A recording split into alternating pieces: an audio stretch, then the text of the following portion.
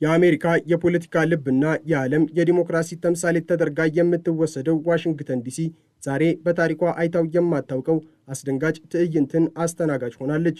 የከተማዋ ሰላማዊ ጎዳናዎች፣ የታሪክ መዘክሮችና የሕዝብ መዝናኛዎች በካሞፍላጅ የደንብ ልብስ በለበሱ በታጠቁና የሰውነት መከላከያ ባጠለቁ በሺዎች የሚቆጠሩ ብሔራዊ ጥበቃ ወታደሮች ተወረዋል። ፕሬዚዳንት ዶናልድ ትራምፕ ዲሲን አስተማማኝና ውብ የማድረግ በሚል መሪ ቃል የጀመሩት ይህ ወታደራዊ ስምሪት የከተማዋን ነዋሪዎችና ዓለም አቀፉን ማህበረሰብ ዋሽንግተን በራሷ ወታደሮች ትወራለች የሚል ጥያቄን እንዲያነሱ አስገድዷቸዋል። ይህ ወታደራዊ ወረራ የከተማዋን ነፃ አየር ወደ ፍርሃትና ጭንቀት የቀየረ ሲሆን በዲሞክራሲያዊት ሀገር ውስጥ የሚጠበቅ ሳይሆን በአምባገነን መንግስታት ስር የሚታይ ወታደራዊ ትዕይንት መስሏል። የዋሽንግተን ጎዳናዎች በአሁኑ ወቅት ከከተማነት ይልቅ የጦር ግንባር ይመስላሉ። የፕሬዝዳንት ትራምፕ አስተዳደር ወንጀልን ለመዋጋት በሚል ሰበብ የወሰደው ይህ እርምጃ በሺዎች የሚቆጠሩ ወታደሮችን በሰላማዊ ዜጎች መካከል እንዲሰማሩ አድርጓል። እነዚህ ወታደሮች በየሜትሮ ጣቢያው፣ በየታሪካዊው ስፍራውና በየጎዳናው መጋጠሚያ ላይ እንደ ቋሚ ሐውልት ተተክለው ይገኛሉ። ይሁን እንጂ ይህ ሁሉ ወታደራዊ ኃይልና የቢሊዮን ዶላሮች ወጪ በከተማዋ ሰላምና ደህንነት ላይ ያመጣው ለውጥ እጅግ አነስተኛና አሳፋሪ ሆኖ ተገኝቷል። የሮይተርስ የምርመራ ዘገባ እንደሚያሳየው ወታደሮቹ በከተማዋ ውስጥ በሚፈጸሙ ወንጀሎች ላይ ያላቸው ተሳትፎ ከ1.3 በመቶ አይበልጥም። ይህ ማለት ከተማዋን የወረረው ወታደራዊ ኃይል ወንጀልን ከመከላከል ይልቅ በሕዝብ ላይ ስነ ልቦና ጫናን ለመፍጠርና የአገዛዙን ጉልበት ለማሳየት ብቻ የተሰማራ መሆኑን ያረጋግጣል። የዚህ ወታደራዊ ወረራ የኢኮኖሚ ኪሳራም እጅግ አስደንጋጭ ነው። የትራምፕ አስተዳደር ይህንን ወታደራዊ ከበባ እስከ 2029 ዓ.ም ድረስ ለመቀጠል ማቀዱንና ለዚህም 1.4 ቢሊዮን ዶላር የሚገመት በጀት መመደቡን ይፋ አድርጓል። ለአንድ ወታደራዊ ስምሪት በቀን 1.65 ሚሊዮን ዶላር ወጪ የሚደረግ ሲሆን ይህም የከተማዋን አጠቃላይ የፖሊስ በጀት በከፍተኛ ሁኔታ ይበልጧል። በከተማ ውስጥ ያሉ ትምህርት ቤቶች፣ ሆስፒታሎችና ማህበራዊ አገልግሎቶች በበጀት እጥረት እየተሰቃዩ ባለበት በዚህ ወቅት ለወታደራዊ ሰልፍና ለጎዳና ላይ ጉልበት ማሳያ እንዲህ ያለ ቢሊዮን ዶላር መፍሰሱ የትራምፕን አስተዳደር ቅድሚያ የሚሰጣቸውን ጉዳዮች ጥያቄ ውስጥ ይከተዋል። ይህ ወጪ ለሕዝብ አገልግሎት ቢውል ኖሮ የከተማዋን ችግሮች በዘላቂነት መፍታት ይችል ነበር። ነገር ግን ትራምፕ የመረጡት ዋሽንግተንን በወታደራዊ የብረት አጥር ማጠርን ነው።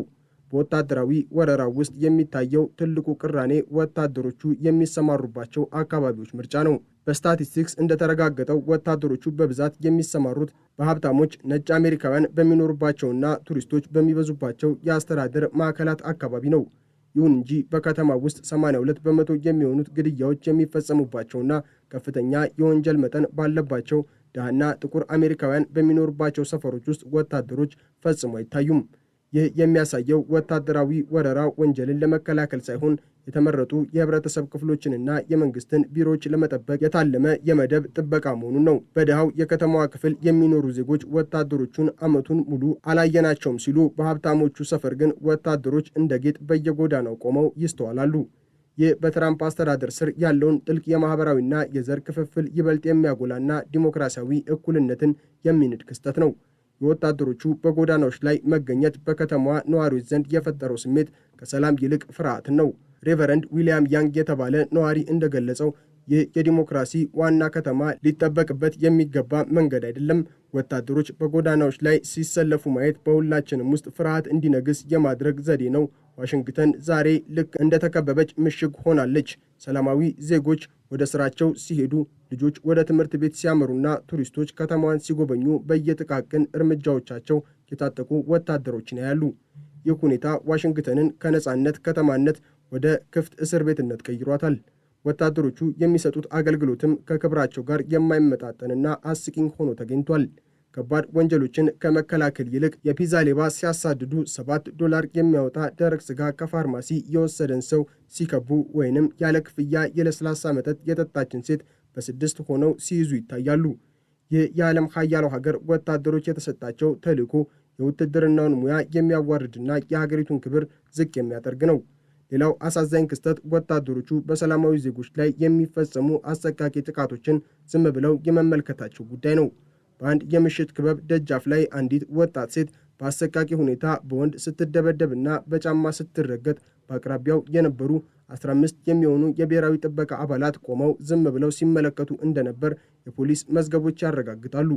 ፖሊስ መጥቶ ጥቃቱን እስኪያስቆም ድረስ ወታደሮቹ አንዲትም እርምጃ አልወሰዱም። ይህ የሚያሳየው ወታደሮቹ ለሕዝብ ደህንነት ቅድሚያ እንዲሰጡ ሳይሆን ትዕዛዝ እስካልመጣ ድረስ ዝም ብለው እንዲቆሙ የተደረገ የሰው ሐውልቶች መሆናቸውን ነው። ይህ ወታደራዊ ወረራ ለሕዝቡ ምንም አይነት የደህንነት ዋስትናን የማይሰጥ ይልቁንም የፖለቲካዊ ትርኢት ብቻ የተዘጋጀ ድራማ መሆኑን በግልጽ ያሳያል። የኪዮን ጆንሰን ሞት ደግሞ የወታደሮችን ብቃትና ዝግጁነት ይበልጥ ጥያቄ ውስጥ ይከተዋል። ጆንስ በጩቤ ተወግቶና አንጀቱ ወጥቶ መሬት ላይ ወድቆ እያለ ወታደሮቹ አግኝተውት ነበር። ነገር ግን ወታደሮቹ ወጣቱ ሰክሮ ነው በሚል ግምት በቸልተኛነት አልፈውታል። ጆንስ በሆስፒታል ከደረሰ በኋላ ሕይወቱ ማለፉ ወታደሮቹ ለድንገተኛ አደጋ እርዳታም ሆነ ለሕዝብ አገልግሎት ምንም አይነት ስልጠና የሌላቸው መሆኑን ያረጋግጣል። የወጣቱ አክስት በምሬት እንደተናገሩት ወታደሮቹ ቢረዱት ኖሮ ሊተርፍ ይችል ነበር። ይህ በቢሊዮን ዶላር የሚወጣበት ወታደራዊ ስምሪት የሰውን ሕይወት ማዳን ካልቻለ ለምን አስፈለገ የሚለው ጥያቄም የብዙዎች ሆኗል። ወታደሮቹ ራሳቸውን የዚህ ትርጉም አልባ ወረራ ሰለባ ሆኗል። ባለፈው ዓመት 2 ወታደሮች በዋይት ሃውስ አቅራቢያ በጥይት ተደብድበው አንዱ ሲሞት፣ አንዱ ደግሞ ለከፋ ጉዳት ተዳርጓል። ወታደሮቹ በጎዳናዎቹ ላይ ሲዘዋወሩ በሕዝብ ዘንድ ከፍተኛ ጥላቻና ንቀት እየደረሰባቸውም ይገኛል። ወታደሮቹ ላይ ምራቅ መጥፋት፣ መማታትና ዛቻና ማዋከብ የተለመዱ ክስተቶች ሆኗል። የፕሬዝዳንት ትራምፕ አስተዳደር ወታደሮቹን ለጥቃቅንና ለከንቱ ተግባራት ሲጠቀምባቸውም ይስተዋላል። በተለይም በሚሊዮን ዶላር የታደሰ የሊንከን መታሰቢያ የውሃ ገንዳ በአልጌ በመበከሉና በመበላሸቱ ትራምፕ በአፍራሾች ተበላሽቷል በሚል ሰበብ ወታደሮች ገንዳውን እንዲጠብቁ አዘዋል። በኋላ ላይ ግን ገንዳው የተበላሸው በግንባታ ስህተት እንደሆነ ቢረጋግጥም ወታደሮቹ አሁንም የውሃ ገንዳውን ሲጠብቁ ይገኛሉ። ይህ የሚያሳየው ወታደራዊ ኃይል ለፖለቲካዊ ኩራትና ለግዑዝ ነገሮች ጥበቃ እንጂ ለሕዝብ ደህንነት ደንታ እንደሌለው ነው። ዋሽንግተን በወታደሮች የተወረረችው ከተማዋን ለማስዋብና የትራምፕን አገዛዝ ታላቅነት ለማሳየት እንጂ ወንጀልን ለመቀነስ እንዳልሆነ ግልጽ ነው። የመከላከያ ሚኒስትሩ ፔት ሄግሴዝ እና የትራምፕ ደጋፊ የሆኑት ቻርልስ ስቲምሰን የወታደሮቹ መገኘት ወንጀልን ይከላከላል የሚል መከራከሪያን ያቀርባሉ። ስቲምሰን ፖሊስ ስታይ ፍጥነትን ትቀንሳለህ፣ ወታደሮች ባይኖሩ ወንጀል ይጨምራል ይላሉ። ነገር ግን መረጃዎች የሚያሳዩት በተቃራኒው ነው። ግድያና ከባድ ወንጀሎች በሌሎች የአሜሪካ ከተሞች እየቀነሱ ባለበት ወቅት በዋሽንግተን ግን በ4 በመቶ ጭማሪ አሳይቷል። ይህ የሚያሳየው ወታደራዊ ኃይል ወንጀልን ከመቀነስ ይልቅ ነዋሪዎችን በማፈንና በማስፈራራት ላይ ብቻ ትኩረት ማድረጉን ነው። የዋሽንግተን ነዋሪዎች ዛሬ የሚኖሩት በራሳቸው ሀገር ወታደሮች በተከበበችና የዲሞክራሲ መብቶችን በተገደቡባት ከተማ ውስጥ ነው። የትራምፕ አስተዳደር ዋሽንግተን ዲሲ የራሱ የግል ወታደራዊ ቀጠና አድርጎታል። በከተማዋ የተሰማሩ የብሔራዊ ጥበቃ አባላት በፌዴራል ማርሻልነት ስልጣን የተሰጣቸው ሲሆን ይህ ደግሞ በከተማዋ አስተዳደር ላይ የፌዴራል መንግስቱን የበላይነት ለማረጋገጥ የተደረገ እርምጃ ነው። የከተማዋ ከንቲባ ሙሪየል ባውዘር ይህንን ስምሪት ችግር ያለበት ሲሉም ጠርተውታል።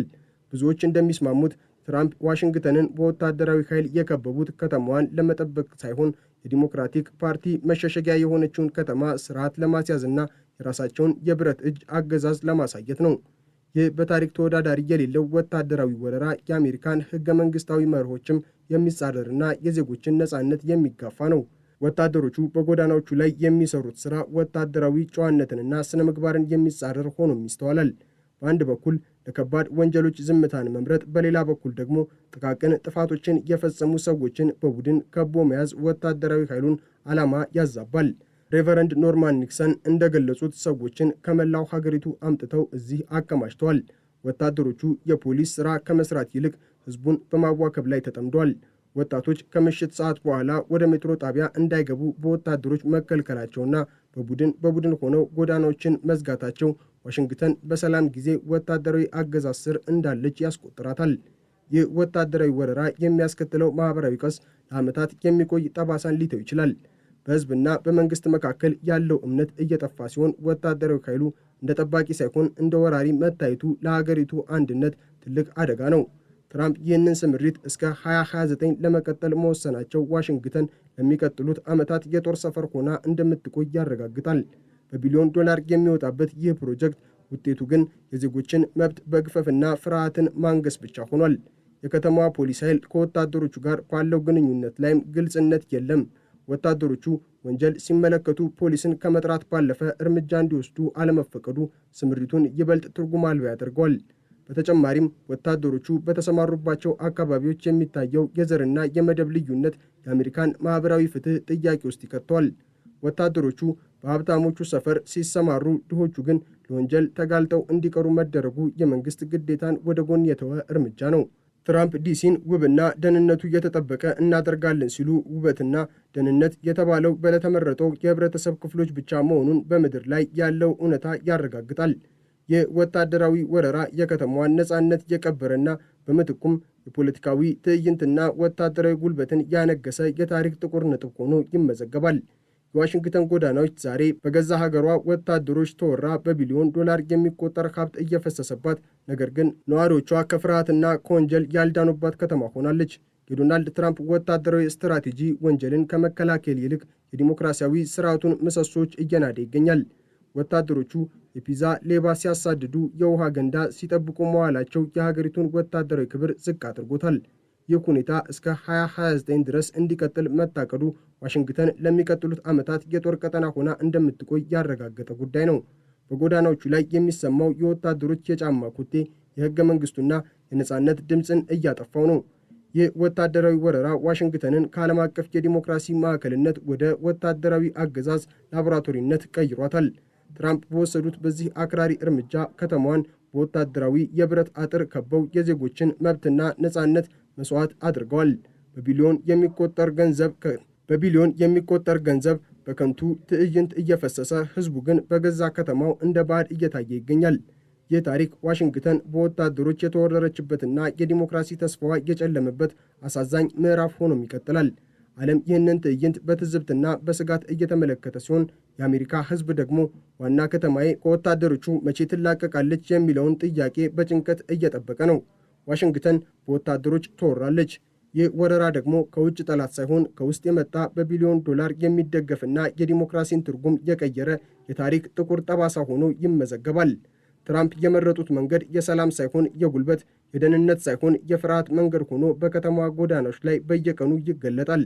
የወታደሮቹ ሰልፍ በዋሽንግተን ጎዳናዎች ላይ ሲቀጥል፣ የነፃነትና የፍትህ ድምፅ ግን ይበልጥ እየተዳከመ መሄዱ የታሪክ ታላቅ ምጸት ሆኗል።